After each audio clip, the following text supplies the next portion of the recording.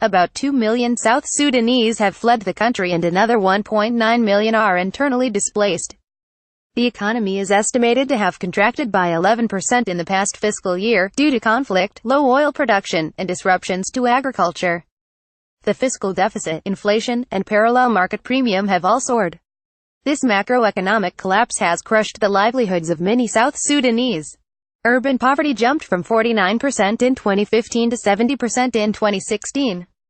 With wages losing their purchasing power, many salaried workers and other employees have been driven into poverty, as have individual business owners.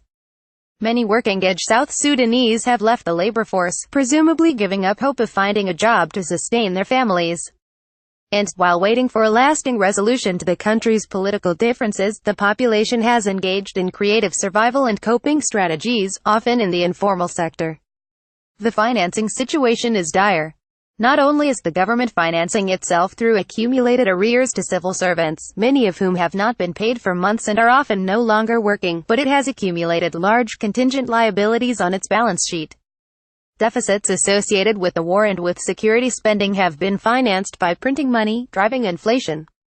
The monetization of the fiscal deficit by the Bank of South Sudan explains the country's high inflation. The rate of inflation peaked at 550% in September 2016. Pace of the printing of money has slowed in recent months, so inflation decelerated to 102% during September 2016 to September 2017 Consumer Price Index for South Sudan published by the National Bureau of Statistics in November 2017.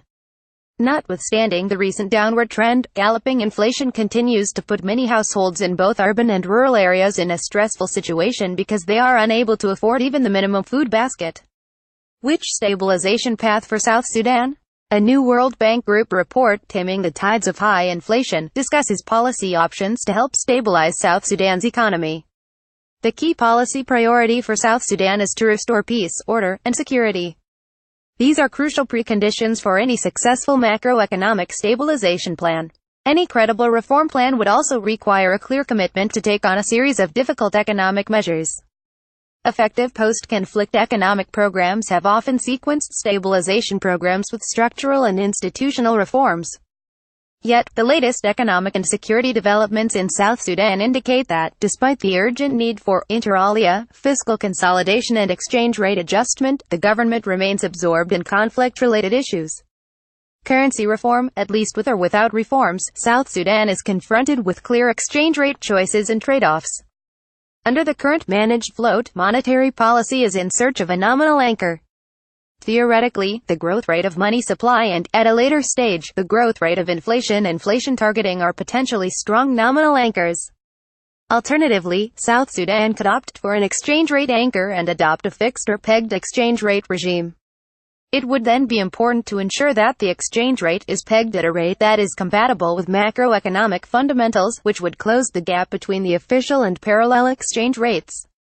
Considering its limited institutional capacity, the lack of independence of its central bank, and significant credibility problems in its recent history, it is highly unlikely that South Sudan has the capacity to follow a credible money-based stabilization plan.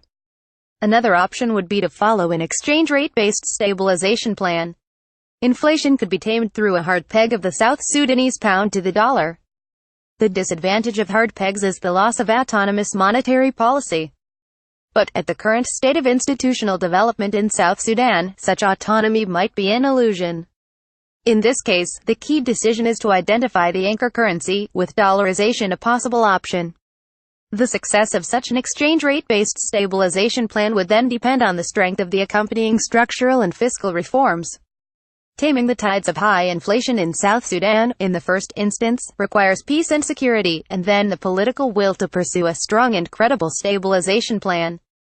Short of this, the country risks spiraling further toward being a failed state.